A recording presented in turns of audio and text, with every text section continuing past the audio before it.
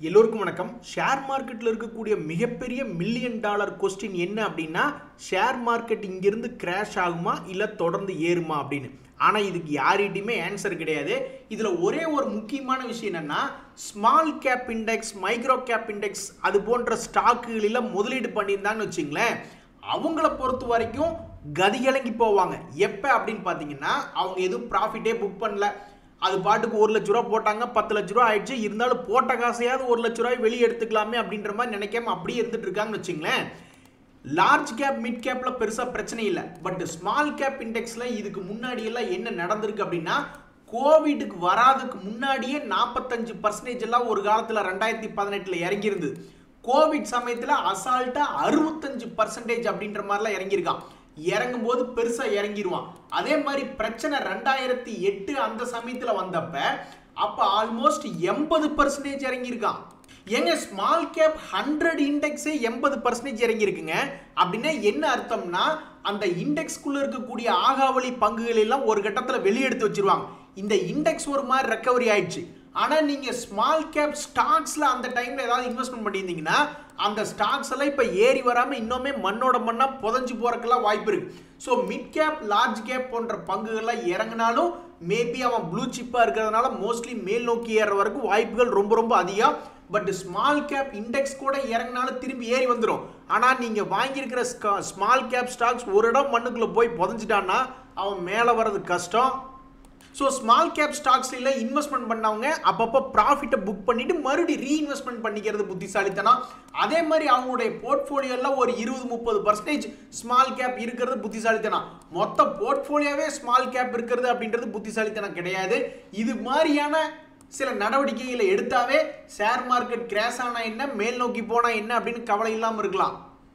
நண்பர்களே, இன்னைக்கு நம்மளுடைய நிஃப்டியை பொறுத்த வரைக்கும் ஃபிளாட்டா இருக்கான். ஆனா ஒரு விஷயத்தை ஞாபகம் வச்சுங்க, இன்னைக்கு நாளைக்கு அமெரிக்கால மிகப்பெரிய செய்திகள் வருது. அதனால இன்னைக்கு வீக்லி எக்ஸ்பைரி வேற. அதனால வாலட்டிலிட்டி அப்படின்றது எப்ப வேணாலும் வரலாம். இன்னைக்கோ அல்லது நாளைக்கோ அல்லது அடுத்த வாரம் முதல் 2 நாளோ மிகப்பெரிய வாலட்டிலிட்டி வரக்கு வாய்ப்பு இருக்கிறதா தான் தற்போதைய நிலவரம். இந்த சூழ்நிலையில உலக நாடுகளுடைய ஷேர் மார்க்கெட்டை கெடுத்து விட்டவன் நாஸ்டாக் தான். அவனுடைய போராட்டம் ஒரு முடிவுக்கு வந்ததா அப்படின்னா, நேத்தெல்லாம் திடீர்னு பாசிட்டிவ் எல்லாம் காமிச்சா, அதுக்கப்புறம் க்ளோசிங்ல ரொம்ப சின்ன நெகட்டிவ் தான். ஸோ 2-3 நாள்ல அவன் மிகப்பெரிய கிராஷ் பண்ணி பயமுறுத்தி விட்டான். ஆனா நேத்து பார்த்தோம்னா ஒரு மாதிரி ஸ்டாண்டர்ட் ஆயிட்டான். ஸோ இன்னைக்கு நாளைக்கு அவங்க நாட்டில் நியூஸ் வருது, பிக்கப் ஆயிட்டானா ரொம்ப சந்தோஷம். நண்பர்களே, என்ன ஒரு ஆச்சரியம், இந்த கோகுலாஷ்டமியின் போது ரமா ஸ்டீல் அப்படின்ற பேர், ராமர் பெயர் கொண்ட ஸ்டாக்கா இருக்கே, இவன் தொடர்ந்து ஏறி வந்தா சந்தோஷமா இருக்கும் அப்படின்ற மாதிரி நான் யோசிச்சுக்கிட்டு இருந்தேன். கடந்த 5 நாட்கள்ல பார்த்தா 30%. நான் ஏன் அப்படி யோசிச்சுக்கிட்டு இருந்தேன்னாக்கா, இவன்ட்ட ஒரு விஷயம் கிடையாது. முதலீட்டாளர்கள் எடுத்து பார்த்தீங்கன்னா பெரிய ஆளுகளை எதுவும் பணம் போடல. இருந்தாலும் இந்த P&L அப்படின்றத எடுத்து பார்க்கும்போது அது 1 கோடி ஆரம்பிச்சு இப்போ வரைக்கும் ஒரு லாபகரமான கம்பெனியாக தான் காமிச்சுக்கிட்டு இருக்கான். ஸோ இந்த மாதிரி ப்ராஃபிட் ஏர்னிங்ஸ் க்ரோத் டேட்டா பார்த்து யாராவது எடுத்திருந்தாங்கன்னா கண்டிப்பாக கும்பா பாடி அவன் படுத்து கிடந்திருப்பாங்க. இந்த ஒரு வருஷத்துல, இந்த ஒரு வருஷத்துல அவனுடைய லோ ரேட்ல போய் படுத்து கிடந்தான். சரி, லோ ரேட்டாகவும் இருக்குது, கோகுலாஷ்டமி வருது, இந்த ரமா ஸ்டீல் இது ஏறுமா அப்படின்ற மாதிரி யோசிச்சுட்டு இருந்தவங்களுக்கு இன்னைக்கு அது ஒரு 30% ஏறி ஆச்சரியத்தை உண்டு பண்ணியிருக்கான். நண்பர்களே, ஷேர் மார்க்கெட்ல இன்னைக்கு ஒரு முக்கியமான கவனிக்க வேண்டிய நியூஸ் என்ன அப்படின்னு பார்த்தோம்னா, இந்த ரேமண்ட் அப்படின்ற ஷேர் வந்து உங்களுக்கு தெரியும். அந்த ரேமண்ட் வந்து அதனிடம் இருக்கக்கூடிய பிசினஸ்ல பிரிச்சு விட போறான். இன்ஜினியரிங் எல்லாம் ஒரு சைடு, இந்த கார்மெண்ட்ஸ் ரிலேட்டடெல்லாம் ஒரு சைடு, அது போக ரியல் எஸ்டேட்லாம் ஒரு சைடு அப்படின்ற மாதிரி சொல்லிட்டு இருந்தாங்க. ஸோ இந்த ரேமண்ட் கம்பெனி அவனுடைய கார்மெண்ட் பிஸ்னஸ் இல்லாமல் இன்னைக்கு ட்ரேட் ஆகிட்டு இருக்கு. ஸோ ரேமண்ட் கம்பெனி இருக்கு, இந்த ரேமண்ட்னுடைய லைஃப் ஸ்டைல் பிஸ்னஸ் அப்படின்றது தனியாக லிஸ்ட் ஆகி தனியாக ட்ரேட் ஆகிட்டு இருக்கு. இது ஒரு முக்கியமான செய்தி. ஏன்னா இந்த மாதிரி ஸ்பிளிட் ஆனதுக்கு அப்புறம் எந்த ஷேர் மேல் நோக்கி ஏறுவான்னு தெரியாது. இப்போ பார்க்கறதுக்கு சாதாரணமா இருக்கும். ஒரு வருஷம் கழிச்சு பார்த்தோம்னு வச்சுங்களேன், இந்த NMDC ஸ்டீல் ஞாபகம் இருக்கா, அவன்லாம் 100% மேல சம்பாரிச்சு கொடுத்தான். இந்த பிரமல் என்டர்பிரைசஸ்ல இருந்து பிரமல் ஃபார்மா பிரிச்சு விட்டாங்க. அவன் எப்படி அதே மாதிரி தான் 100% கீழே இறங்கி மறுபடியும் 200% சம்பாரிச்சு கொடுத்தான். அந்த மாதிரி இந்த ரேமண்ட் லைஃப் ஸ்டைலு, அதே மாதிரி ரேமண்ட் ரியல் எஸ்டேட் இன்னும் அந்த ஷேர் உள்ள வரல. பிரிச்சு விட்டுருக்கிற ஷேர்ஸ் எல்லாம் மேல் நோக்கி வந்துச்சுன்னா ரொம்ப சந்தோஷம் தான்.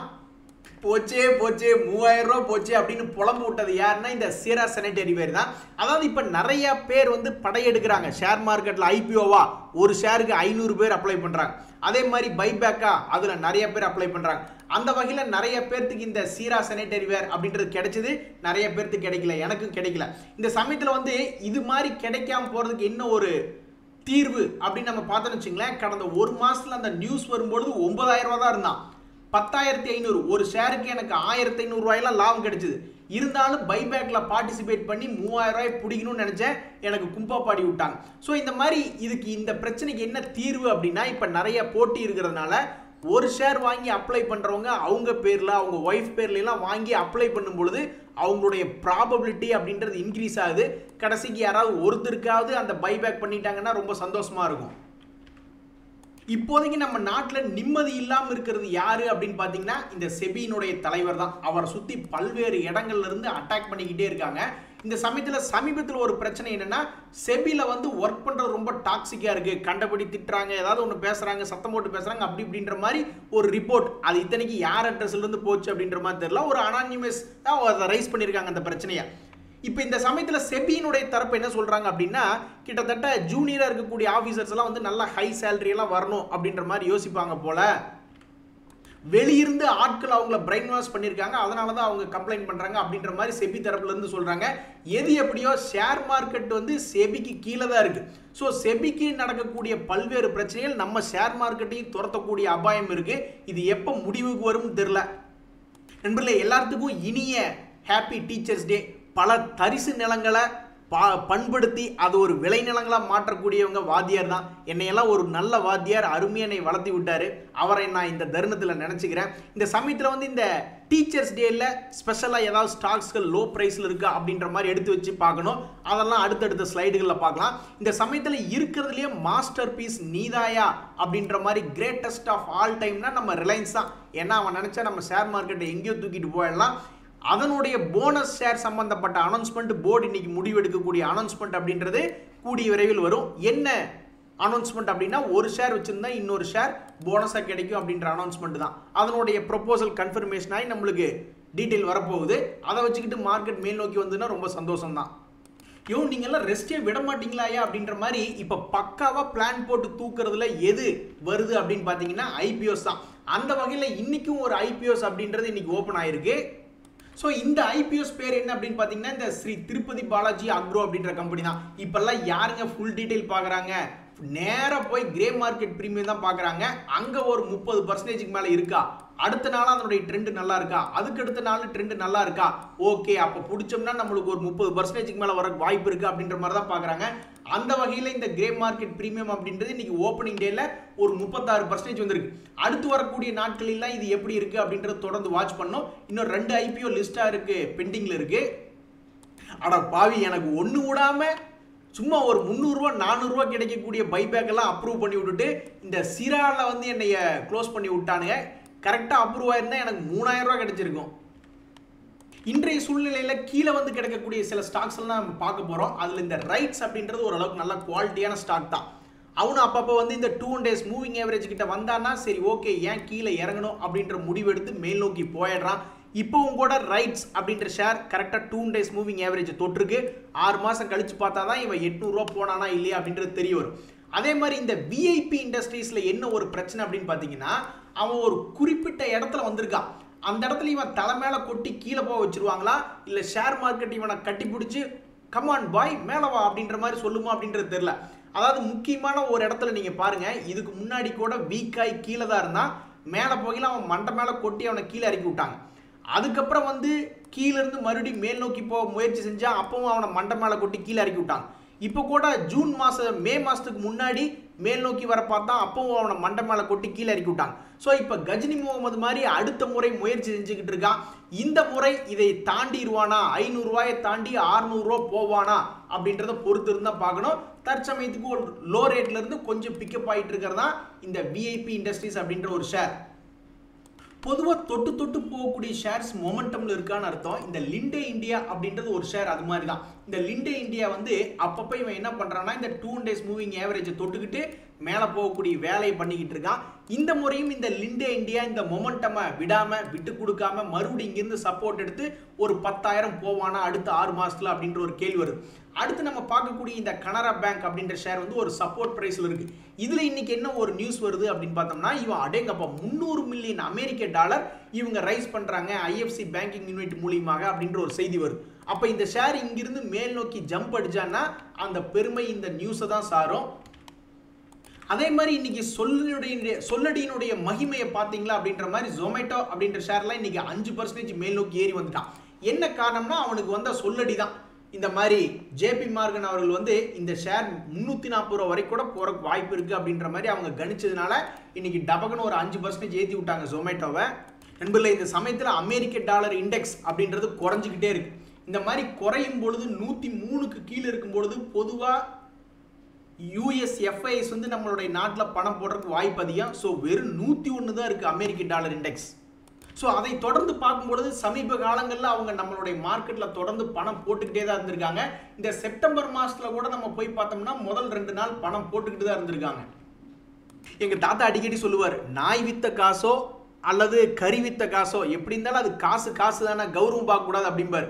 அது மாதிரி இந்த எஃப்ஐஎஸ் வாங்கினா நம்ம ஏன் அதை பற்றி யோசிக்கணும்? மார்க்கெட்டர் உலக அளவில் இந்த அமெரிக்கானால இறக்கக்கூடிய இந்த சமயத்தில் திடீர்னு எஃப்ஐஎஸ் வந்து நம்ம மார்க்கெட்டில் இவ்வளவு நாள் தொடர்ந்து வித்துக்கிட்டே இருந்தாங்க.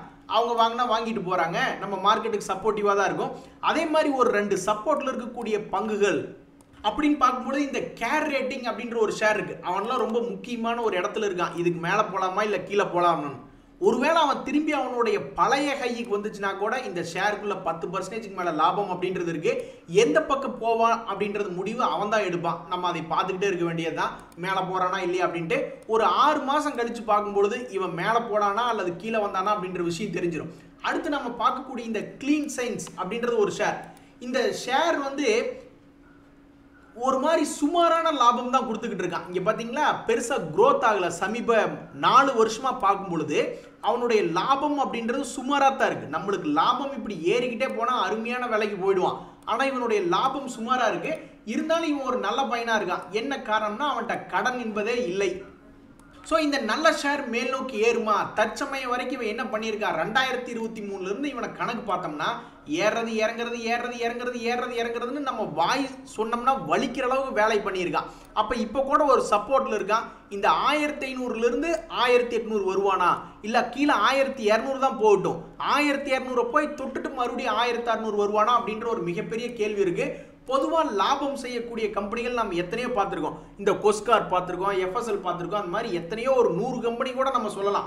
அந்த கம்பெனிகள்லாம் மேலிருந்து கீழே சரிவடைஞ்சு அப்புறம் ஏதாவது ஒரு காலத்தில் நீட்டி படுத்துட்டு அப்புறம் புள்ளி ஸ்டோன் கிடைச்சிருச்சுன்னா அப்புறம் மறுபடியும் அவனுடைய பழைய கை வருவான். ஸோ என்னைக்கு இருந்தாலும் ஒரு நாள் இவன் 2600 வரணும் அப்படின்றதான் ஷேர் மார்க்கெட்டில் இருக்கிறவங்களுடைய எதிர்பார்ப்பு. இன்றைய தகவல் அனைத்து உங்களுக்கு உதவியாக இருந்ததுன்னா எனக்கு சந்தோஷம் தான். ரொம்ப நன்றி, வணக்கம்.